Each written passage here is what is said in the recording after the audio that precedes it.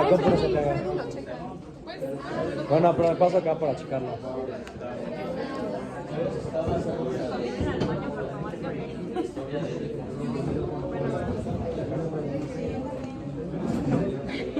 Ya no había el profe.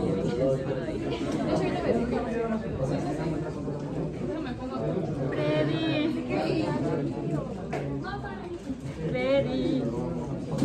Okay, good night. ¿Se ve bien? So we're team 6. We're going to do this in a rush due to the time. So just interrupt us if you need to ask something.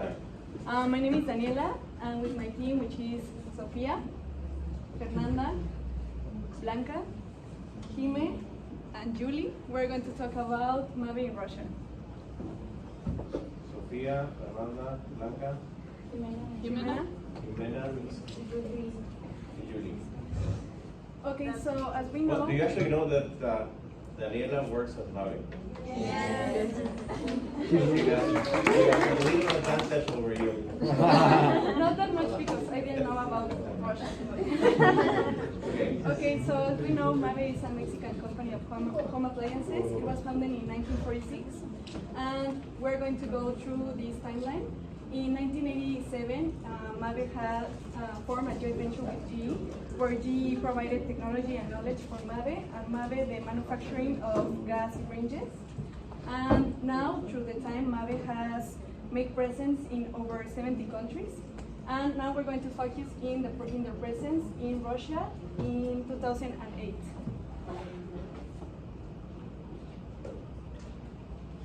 We're going to talk about some cultural aspects about Russia, and the first one is some concerns about entering the Russian market is the bribery, as well as the legislative and regulatory regime.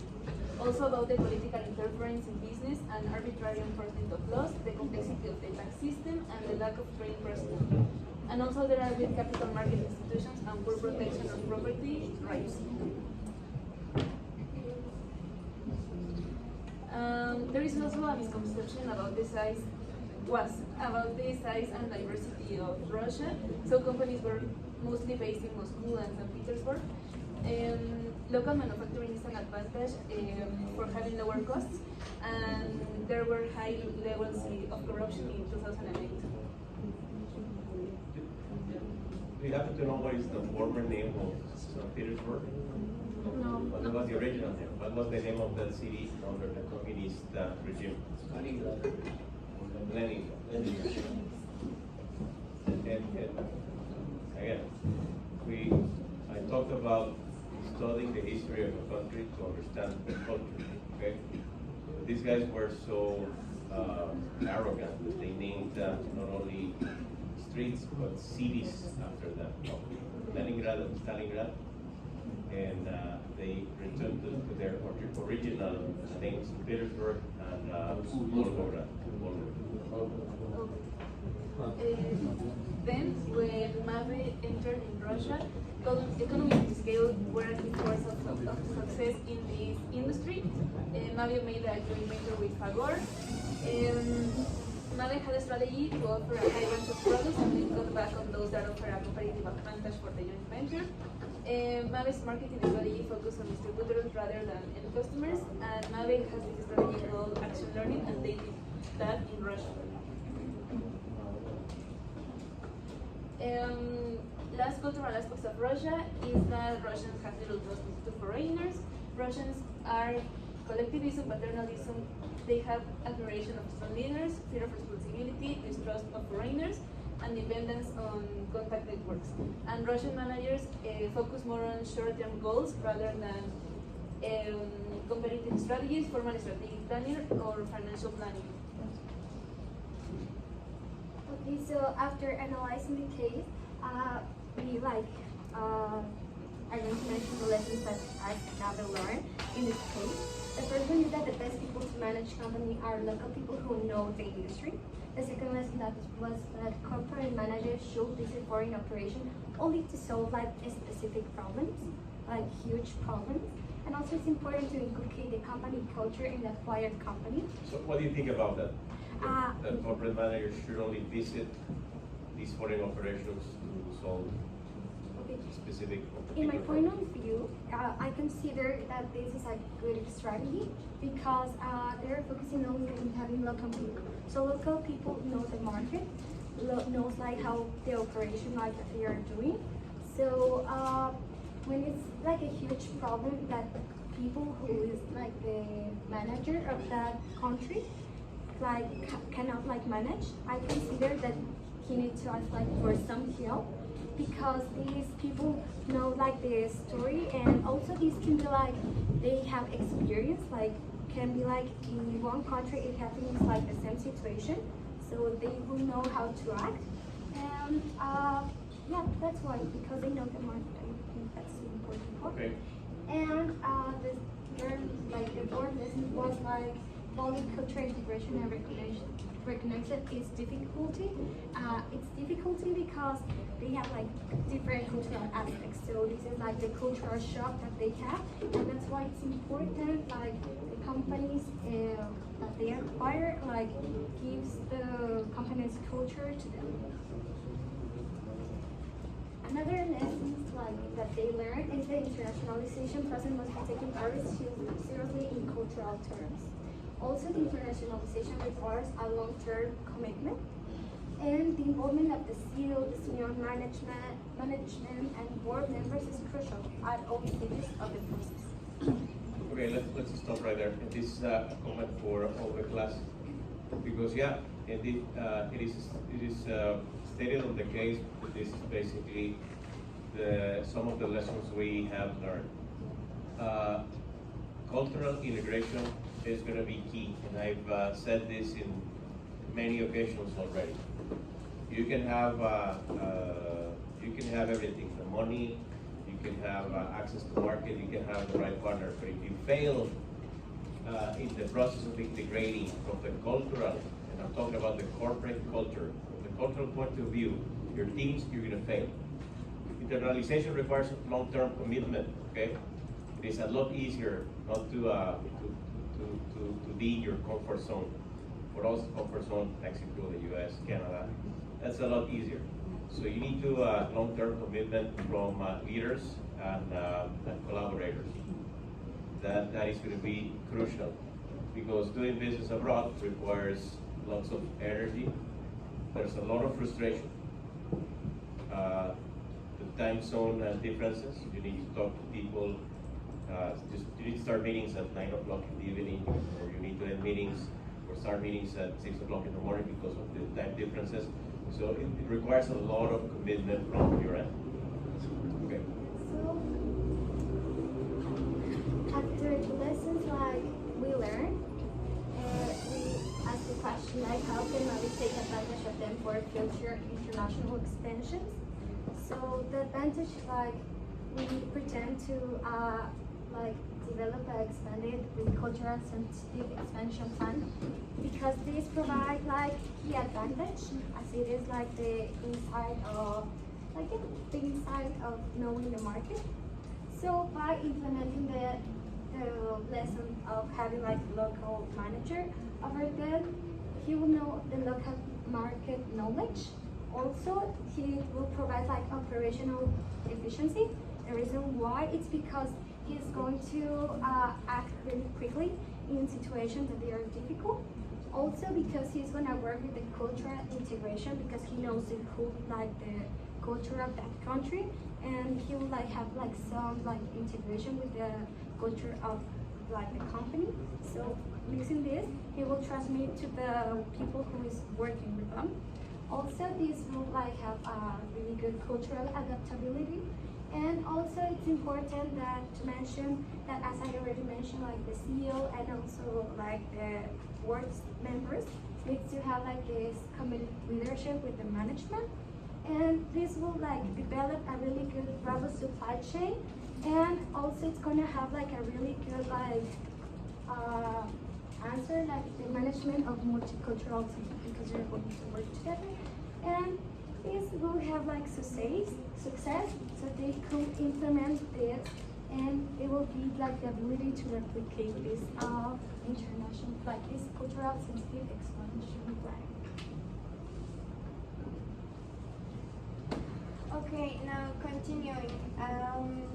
Is it the best option to go to Russia? After analyzing the case and seeing all of the But possible. before that, go back to the previous page, please. No, let me ask you a question. You are Fernanda. Fernanda. Okay. So Fernanda, there was a comment, and this is true, and I mentioned this already, that there has to be a commitment from leadership. So if you were going to convince me to do this, what will you do? To what, sorry? To enter into, I mean, we're talking about entering into a country, no? Let's keep talking about Russia. Yes. But now you're the one who's gonna make the presentation, and you're gonna try to convince me. How can you do that? I think that first of all, I would like explain like the context of the country. So in that way, we can start seeing like the possible risks, but as well the advantages that it can have. Like as you mentioned, if we don't take risks, then what we're doing. So after that, maybe we can even do some financial like analysis. So in that way, we can study the market more, and yeah, like do the action thing that Mabe does. Okay, thank you. Okay, so continuing with this, after seeing all of it, like what we mentioned before, we think that according to the BRICS countries, India could be like a better fit in this case because, as mentioned already, Russia is kind of a difficult market to start with, not just culturally, but all of their political environment is like really risky to start with. We chose India because we share similarities regarding the culture. The electrodomestic market has grown. For example, here we can see that it started in 2005 with 5 million, and it has grown until 30 million units. And they have grown economically. I think that it was 7% of their GDP. Their ease of doing business, they rank in the place of 132, and their 2012 GDP is $1 billion US. Also, I think something that is important to mention is that the stability of the market is always growing. As we can see in this chart, they have been constantly growing in comparison to Russia, where their units are constantly like going low and down. So that doesn't show a good scenario for Russia. We talked about India already in one of our classes, and remember the purchasing power of the average Indian consumer is a lot less than even today Russia or China. That is a factor to consider. But yeah. But as we mentioned, the cultural aspects are really important when going to a country, so that's why we make an analysis between Hofstede and the cultural map of Erin Meyer, where we wanted to contrast what are the similarities and what are the differences between India and Mexico. So as we can see in the uncertainty avoidance, that it's like to know how they took the unknown future or they want to have more certainty. We had that Mexico wants to have more certainty and structure in this case, and India is more adaptable to ambiguity. In the case of individualism, both countries are collectivism, but India, due to some of the people that have Hinduism in their lives, they tend to be also more individualistic because the religion says that you are responsible of your actions when you reincarnate. That's why they have like this combination of ideologies. In the long-term orientation, that it's the comparison between the balanced tradition or being a more progressive country, Mexico has like a more normative culture, and they like the traditions, and they don't like think about a lot to the future. And in India, they are more flexible, and they are able to prepare for the future, according to this. And the motivation towards success that compares how competitive or how like they took like quality of their work. In Mexico, we tend to be like a more like to show our success and be more competitive. And in India, they are more like they don't want to stand out in their work, and they are more humility. Look, this is okay, and some teams they have used Hostel to do these comparisons, and it is always valid. Use them just as a reference, okay? Have you seen this Netflix series, Rich Asians? Rich Asians. It's a contradiction. It's a contradiction to these motivations towards success. No? So when you think about the new generations are acting in a different way. Here in Mexico and everywhere. No? So in India, there's no difference. Yes, the culture, as we mentioned during one presentation, is totally different because of the caste system, because of history. But there's a lot of people in India, rich Indians, that are not humble at all. And they brag about their money and their trips and their weddings and everything. Okay? But just to add, we made this poster based on the Now, I'm not saying this is in this 2008 is to good. 2007. This is okay, okay? Again, use this just as a reference point. In the end, you have to do your research, you need to travel, you need to talk to the locals, you need to try to understand how they think, how they see life, and the differences between them and us from the traditional, regular point of view. Okay?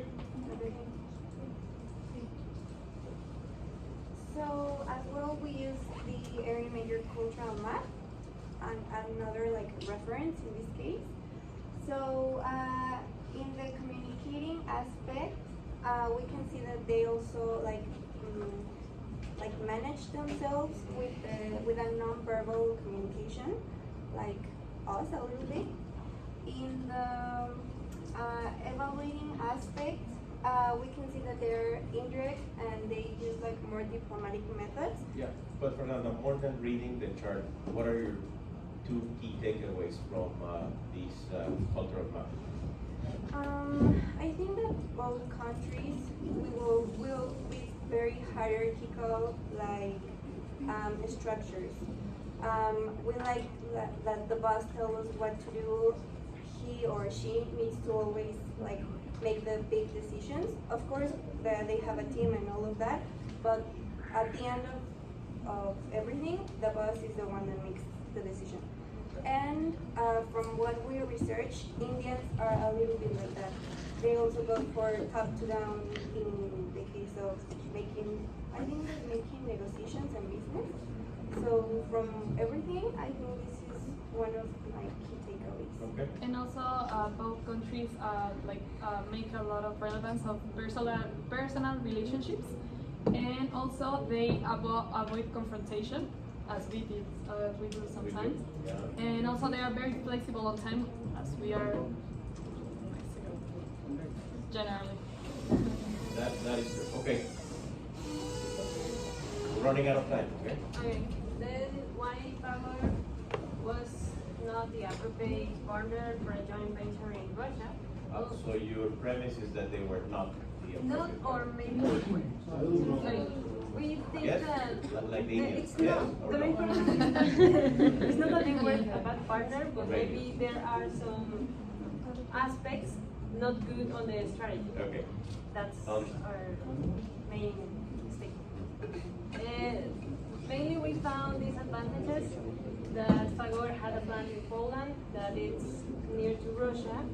Also that being a Spaniard company, there were some trends among the young Russians, those ones between 40 years old and 25 years old, that wanted to be like the European. So they were buying things from European companies like Italy and Germany. And also, the Fagor was also a foreign appliance company. It was just entering the Russian market, just like Mabe, so they could help each other to grow.